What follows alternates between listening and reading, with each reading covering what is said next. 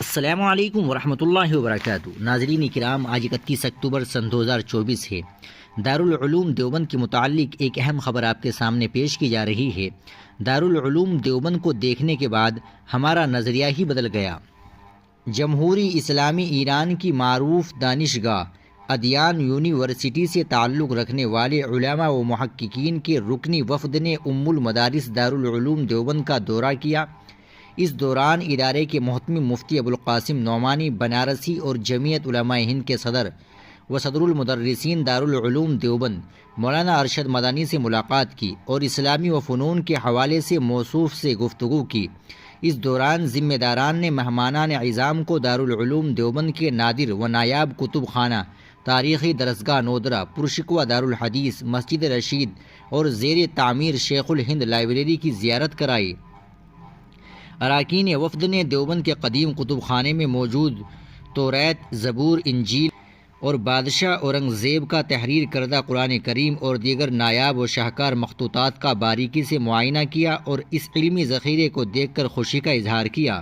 اس دوران ادیان یونیورسٹی ایران کے voice chancellor Abolhassan نواب، professor Ahmad مبلغ اور پروفیسر نوری نے دارالعلوم کے ذمہ داران سے گفتگو کرتے ہوئے بتایا کہ ایران مسلکی تشدد کا قائل نہیں ہے۔ ایرانی انقلاب کے بعد اب اس ملک کا منظرنامہ بدل چکا ہے۔ سنی طبقے کی آبادی اقلیت میں ہونے کے باوجود ایران میں اہل تشیع سے زیادہ سنیوں کی مساجد اور تعلیمی اداروں میں پڑھنے والے طلبہ و طالبات بھی شیعہ سے زیادہ سنی زیر تعلیم ہے۔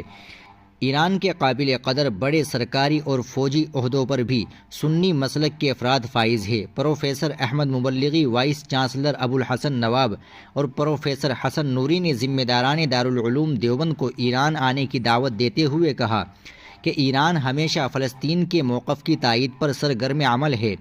ہم عالمی اخوت کے خواہاں ہیں۔ انہوں نے ایک سوال کے جواب میں اراکین وفد کی ترجمانی کرتے ہوئے کہا کہ دارالعلوم دیوبند کو قریب سے دیکھنے اور سمجھنے کے بعد اس ادارے کے تئیں ہمارا نظریہ ہی بدل گیا ہے۔ ہم تک مسلکی شدت پسندی کے حوالے سے اس ادارے کی جو شبیہ پہنچی تھی، آج ہم اس کو اس کے برعکس پا رہے ہیں۔ اس لیے ہم سب یہاں آ کر بے حد مسرت کا احساس کر رہے ہیں۔